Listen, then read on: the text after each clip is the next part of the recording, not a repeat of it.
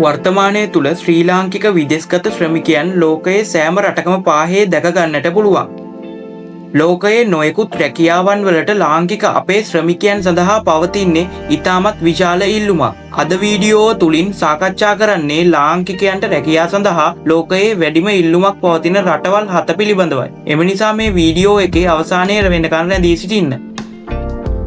ලාංකිකයන්ට වැඩිම ඉල්ලුමක් තිබෙන රටවල් අතර පෙරමුණේ රැඳී සිටින්නේ කුවේට් රාජ්‍යයි. මේ කුවේට් රාජ්‍ය පිහිටලා තියෙන්නේ මැද පෙරදිග කලාපයේ.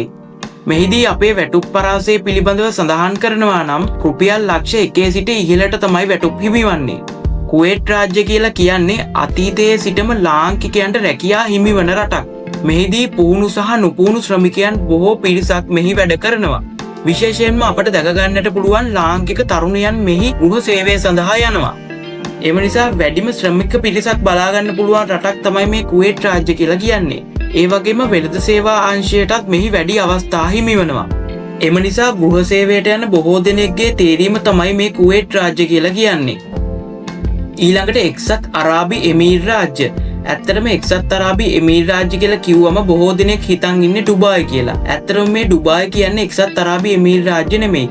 ඩුබායි කියලා කියන්නේ මේ එක්සත් අරාබි එමීර් රාජ්‍යය තුල පවතින නගරයක්.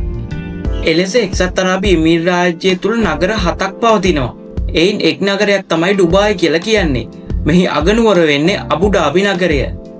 එක්සත් අරාබි එමීර් රාජ්‍ය ගත්තොත් ලාංකිකයන් බොහෝ දෙනෙක් රැකියාව වලට පිටත් වෙන රාජ්‍යයක්.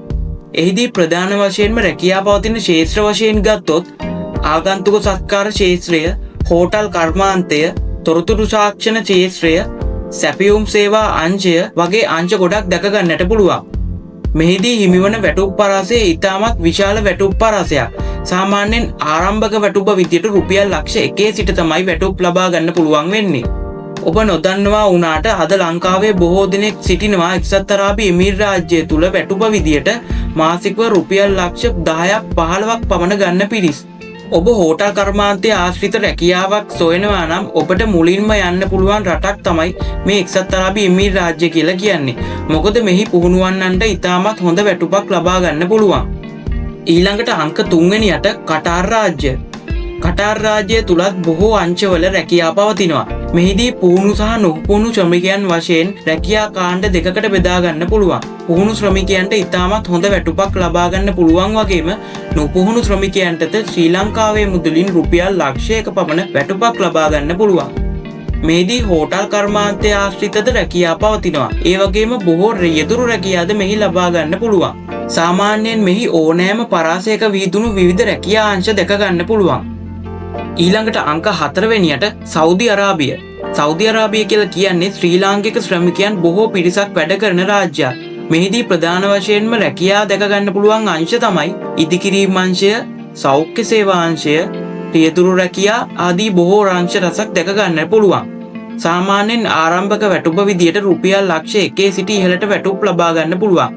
ඔබ නොදන්නවා වුණාට මෙහිද සමහර පිරිස් සිටිනවා රුපියල් ලක්ෂ 10ක් 15ක් පමණ වැටුප් ලබා ගන්න පිරිස්. ඒ ඔවුන්ගේ රාජ්‍යයට ඉතාම වැදගත් ඉහළ පෙළේ රැකියාව කරන පුද්ගලයන්. මෙහිදී ඉහළ සහ පහළ සුදුසුකම් ඇති ඕනෑම එක්ට රැකියාවක් සොයා ගන්න පුළුවන්. ඊළඟට අංක 5 වෙනියට ජපානය. ජපානය කියලා කියන්නේත් ලාංකික ශ්‍රමිකයන්ට වැඩිම ඉල්ලුමක් පවතින රටක්.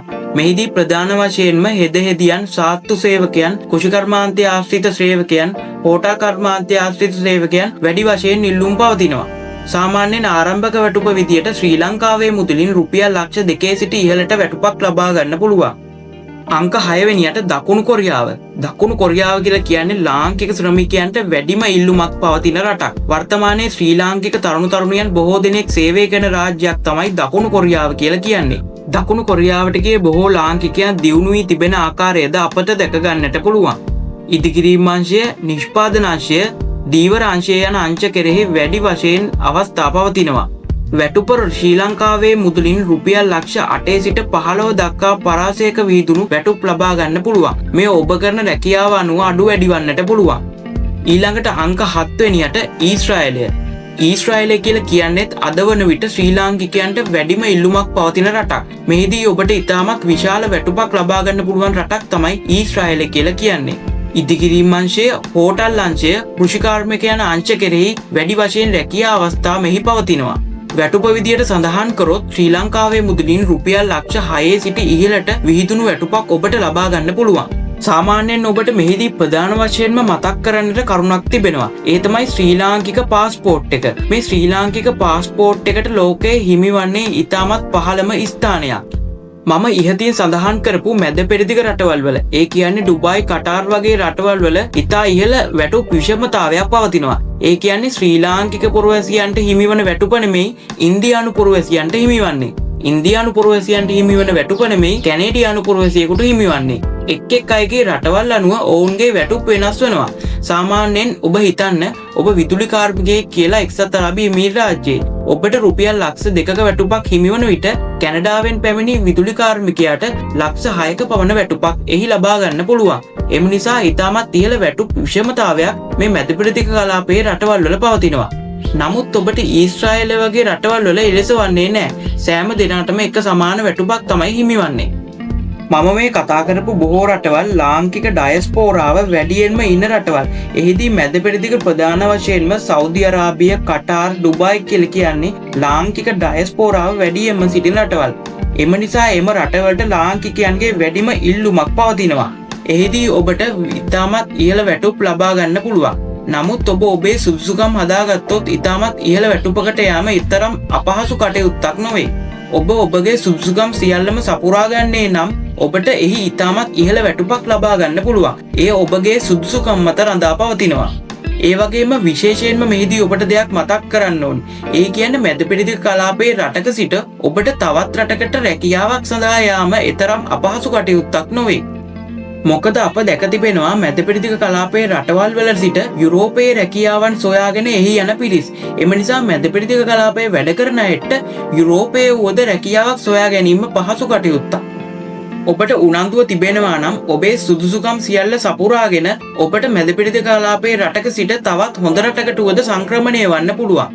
එය ඔබගේ උත්සාහය මත රඳා පවතිනවා. ඉදිරියේදී මම මැද පෙරදිග යාම සඳහා ඔබට හොඳම විශ්වාසවන්ත ඒජන්සි පිළිබඳව වීඩියෝවක් රැගෙන එන්න. එම නිසා නැවත හමු වෙනකන් අපේ YouTube channel එක subscribe කරන්නත් අමතක කරන්න එපා. අපේ වීඩියෝ එක හොඳයි නම් වීඩියෝ එකට like එකක් දාන්න. ඔබට සුබ දවසක්.